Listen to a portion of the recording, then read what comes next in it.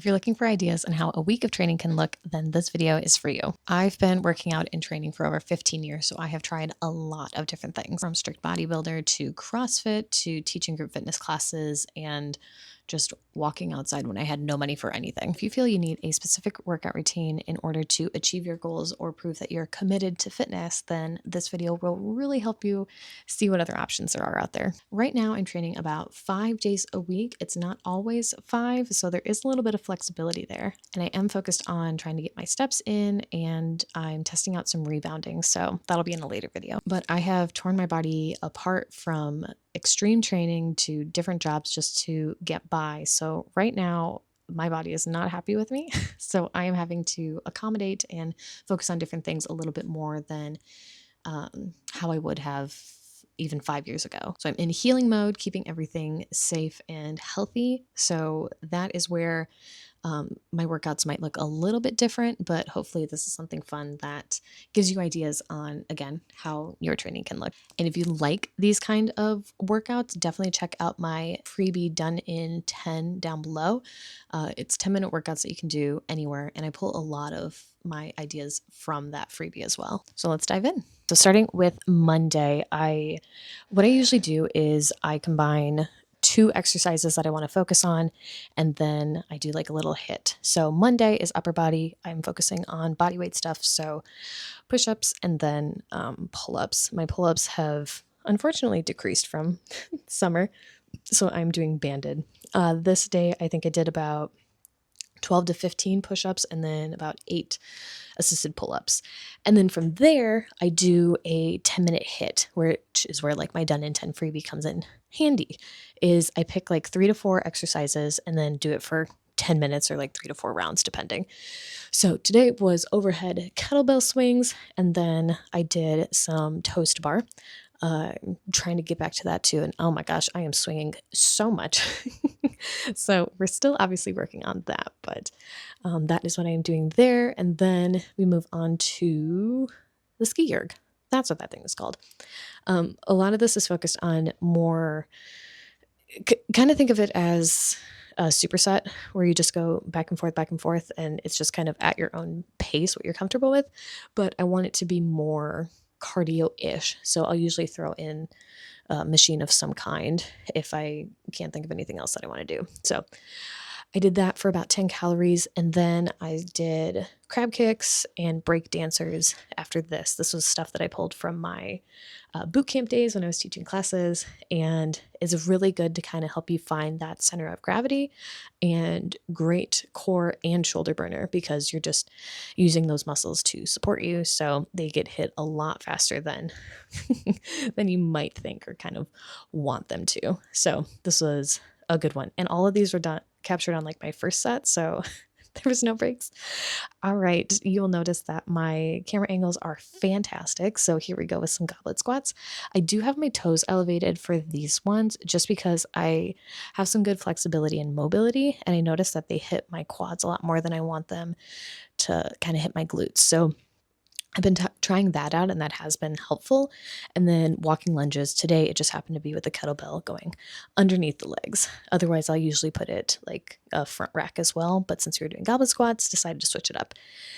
And then for the 10-minute HIIT portion, we did some side lunges. Again, my mobility and flexibility is just there. So I'm able to go a lot lower than you necessarily have to, but it's just good to kind of get that all around lunge and knee support and balance. So we did those. You always got to adjust because no workout clothes actually ever just exist well. And then did some hanging knee raises. Again, I'm trying to work on my grip strength and just strength in general. So hanging things and core. And then I did some box step ups where if you do CrossFit, it's usually like a 20-inch box jump for women and then 24 for guys. I just did 24-inch step ups because I didn't want to do box jumps, and I wanted to still feel like I was challenging myself a little bit more. So higher box works really well for that. So pro tip, this is always good. This is also good just if you're not necessarily there for jumps. Now, Wednesday is usually my cardio day. And because I'm a goofy, awkward goober, I didn't want to have to try and figure out how to work around people. So it's just a big, massive, kind of like a 10-minute hit, but I just did it for like 5 or 6 rounds, I think. So it's a lot longer. But usually I would do like some cardio equipment for like 5 minutes where it's 30 seconds of hard work, 30 seconds a little bit easier. So instead, we're just doing a massive just a longer HIIT session. So I did 10 calories on the Echo Bike and then some heavier kettlebell swings. And then we did some leg raise over the kettlebell. This was a big hip focused one, but I feel like my hips have been tight. So it was nice to kind of open them up with the kettlebell swings. This one's obviously like closing them up a little bit more, but just kind of to strengthen that as well. And then the wall balls too. So I feel like these kind of movements really focus on me driving through my heels and glutes in order to pop those hips open. So that's what I did there. And yeah, I think it was 10 of everything basically.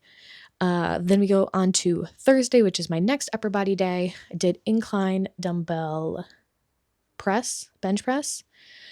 This is nice for just feeling like a bodybuilder again. So I think these ranged from like 12 to 15 reps for a 45. No, I think it was just a 40-pound dumbbell. So 40-pound dumbbell. And then my gym only goes up to like a 65. So it goes 50, 55, 65, and then a 70-pound dumbbell. So we went with the 65 and did 10 reps. And these always make me just bring me back to when I first started lifting. Like my parents showed me how to work out in proper form. And this is like the first one that I always remember. So it's always fun to throw that in. And then the HIIT portion was seated shoulder press. These were 25 pounds. And this angle was just nice to kind of support my back since my lower back kind of sucks. Just kind of find that support while also trying to strengthen it as well. And this is definitely one of those exercises that you see online and are like, is this actually going to be beneficial? But it's very nice. Like this hits my lats really well and also is a good shoulder burner just because it's in a plank. So that's been really good. And then I put down farmer carry, but I'm too lazy to go and get more weights. So I just used the 25-pound dumbbell and did walking overhead carries, I guess. I don't know. They just felt really good. And I wanted to do something for grip-ish, but it ended up not being grip. It was just more shoulder focused, but it's fine. So, and then from there I did starfish, which are always my favorite go-to in order to kind of get that core focused going. And, it just makes me feel a lot better. These are also all recorded on the first try, so there's like no rest. Honestly, I was resting after like 2 or 3 reps after that. And then we move on to Friday, the last day, which is going to be some squats. My back at this point was not very happy with me, so I did not as heavy as I necessarily would. So went a little bit lighter, and then I always do a pause at the end. I don't know. It just feels good, and I can sit down there, so why not practice getting out of the low squat? And then I was going to do those Nordic hamstring curls where it's just like your body weight that you're working on. But again, I didn't want to move over everything for recording and filming and everything. So we just did some RDLs instead, elevating my toes so that there's a bigger stretch in my hamstrings. And then to finish it off, the last HIIT workout was burpees, snatches, and weighted sit-ups. And burpees are a love-hate for me because they are a great form of cardio, but they suck. So if I'm going to do them, I'm going to make sure I add in exercises that I actually do enjoy, which include snatches. I don't know. They just make me feel really good. And the fact that I can do like the RX 35-pound weight and usually can go heavier too. It's just a nice, powerful movement. So that was fun. And then when I did do the weighted sit-ups, oh my gosh, these were with the 35. Holy buckets. These were not great. And after, like, this was still the first round, but after 3, that was very difficult. And it was very slow. Like, this is definitely sped up, but it was very slow. So those were my workouts that I did for the week. Again, they tend to change and differ depending on what it is that I'm focusing on. But all of these are actually based off of my fitness series that I have. It's $27 for basically 4 different eBooks that I always tend to fall back on. It's CrossFit focused, boot camp, basic gym focused, and then just a list of exercises if you want to kind of DIY your own workout program. So if you are interested, definitely check that out. If not, my Done in 10 freebie is a great option too, to kind of add in or try out those 10-minute workouts, or if you're low on time, to kind of go from there. So definitely check that out. I hope that this was fun and something interesting to give you some ideas on what it is that your workouts can look like too. And if you are having fun here, thank you so much. But definitely check out this next video because YouTube says that you will enjoy it, and I hope that you will. Otherwise, subscribe, and I will see you again soon. Bye.